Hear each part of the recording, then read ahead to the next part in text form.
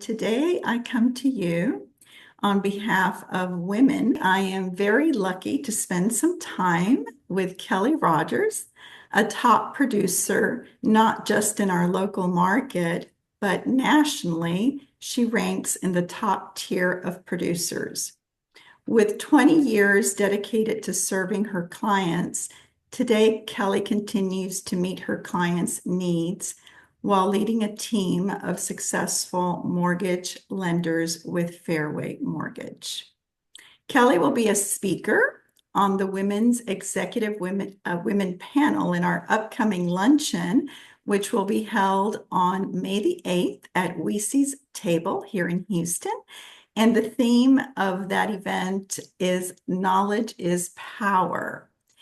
So I cannot wait to hear some of Kelly's knowledge nuggets, which she will share with us today as an introduction.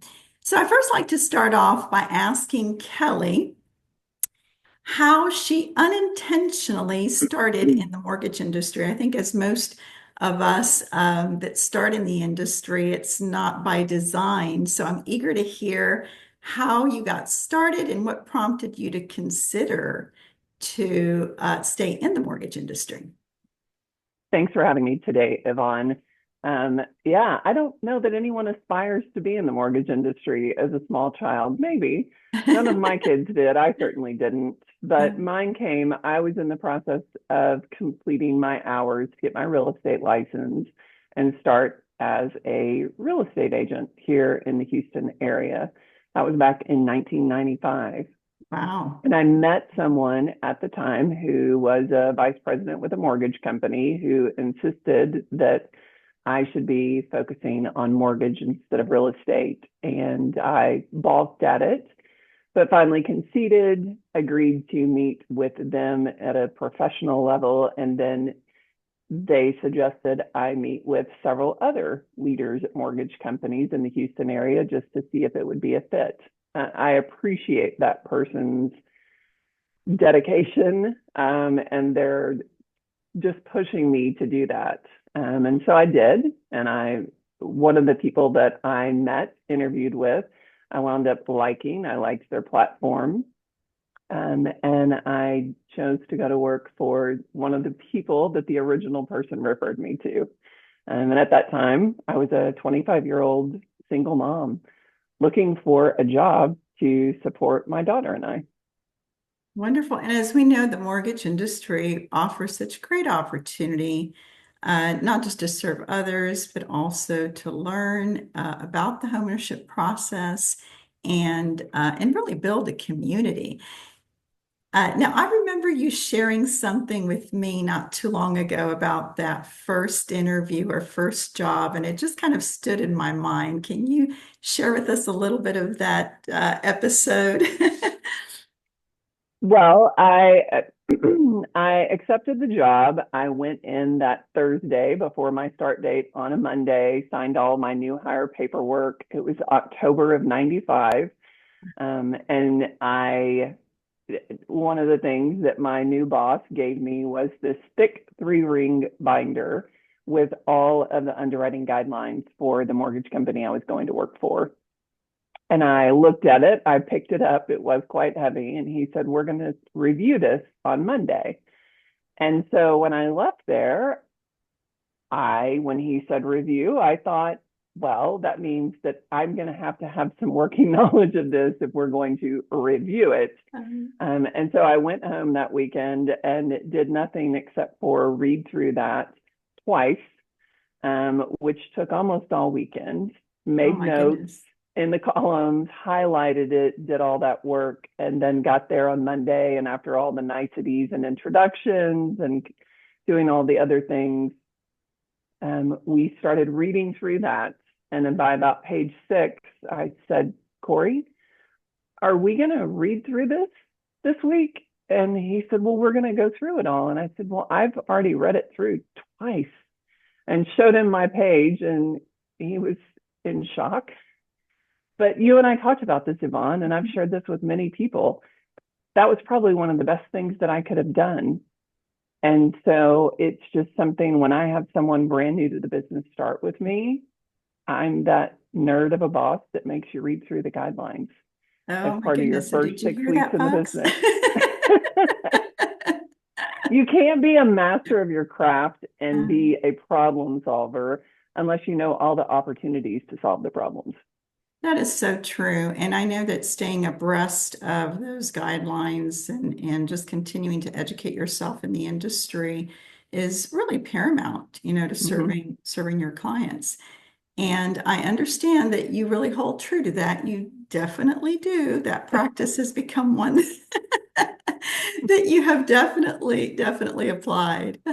Um, when we talk about knowledge acquisition and, gaining knowledge, we always walk before we run, right? So Yes. um, walking comes with just practice and learning those things that you have to routinely do and incorporate in your day, whether you like them or not.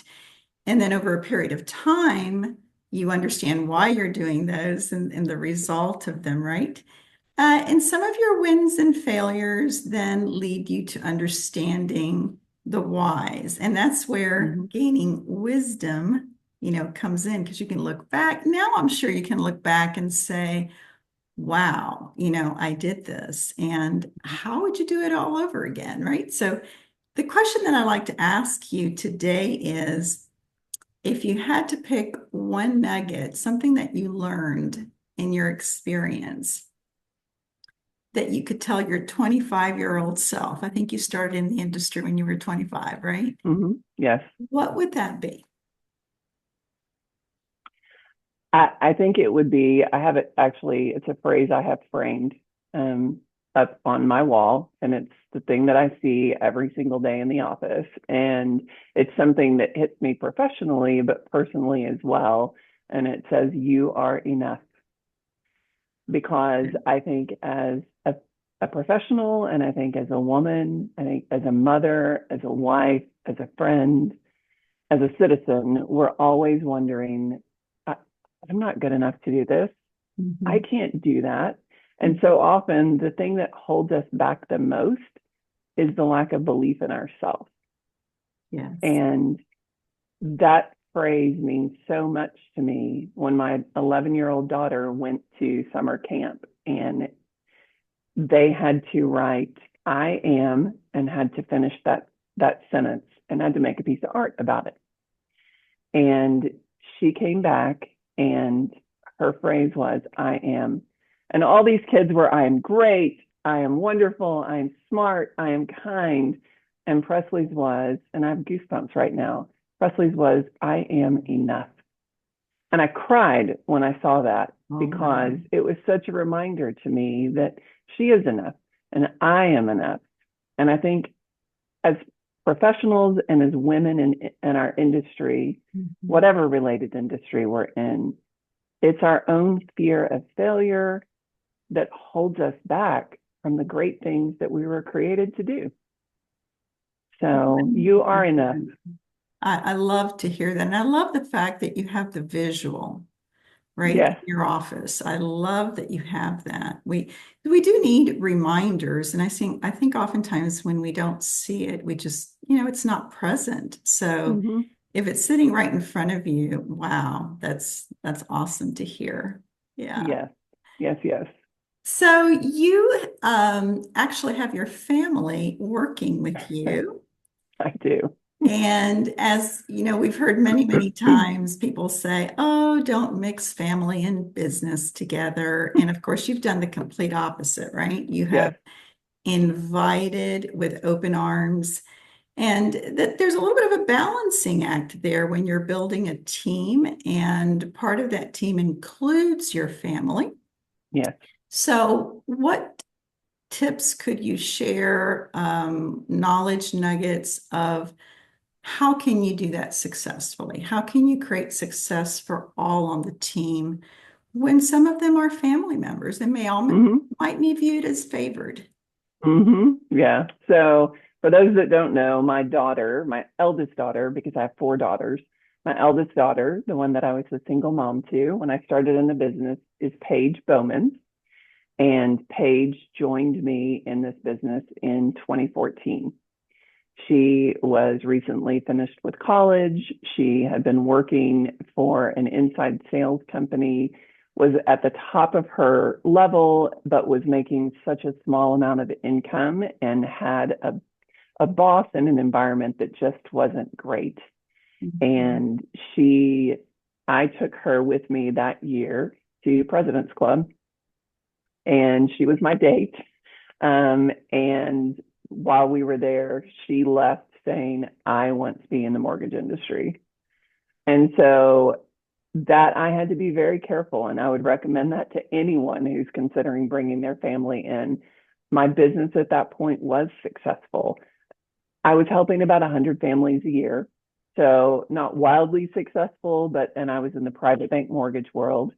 And so I told her, you need to find a job as an intern somewhere for the summer and make sure that this really is an industry that you want to go into, because it's the hardest business that you're going to be in, because you are a salesperson, you are a marketer, you are a problem solver, you are a financial advisor, and you are a trusted resource to many, more than you could ever imagine. And so it's not a job to take lightly. And so she did that. And then when she joined, I did not let her just immediately start doing mortgages. It was, she would get my lunch every day. She would answer my phone. She would keep up with reports. She would do things. And so I think some of the greatest things that I learned along the way was, one, that it was just dumb luck when I had her do the internship first. But then having systems and processes in place, but also having boundaries of this is work and this is family. And so during the workday, my two kids that actually do work with me, I'm Kelly during the workday. And so if we communicate at all during the workday and it's not a work conversation, one of us will it's either in a text or a phone call, and hey, this is a mom convo. Because you can't blur those lines, because it's a completely different relationship. I take my role very seriously as a leader. And to the people that I lead, I have branches in Houston as well as in Virginia. And my role as leader is paramount to me. I want to make sure that I'm serving my people well. But my job as mom, that's the most important job to me that I have. And I don't ever want my kids to feel like that they are still not my child. So I think having boundaries, but then also knowing they can never be the favored one. And my children that work with me, Paige and Parker, will both tell you that they know that they are never the favored one. In fact, I will choose someone else over them when something's going on. People would say, well, when you refer business, I bet your kids always get it. No, actually not. People who have worked for me that no longer work with me, and people who still work with me, will tell you that I will spread it out and refer it just as if they were one of the crowd. So to me, that's important, because you're developing not only your child, but you're developing a future leader. And I want everyone that works with me to feel valued, to feel like they're enough, and to feel like they have the opportunity to do whatever it is that they want to do. Thank you for sharing that, because it is definitely a very awesome experience to be able to work with family members, and because you're spending time with them. We spend so much time of our lives in the workplace, but when you can actually see them grow alongside with you, I can only imagine how special that must be. And the fact that they probably say that they're driven harder than their counterparts, right? Because that's generally the case. You always drive them a little harder. So that's really wonderful information that you've shared. Kelly, thank you so much for being with me today.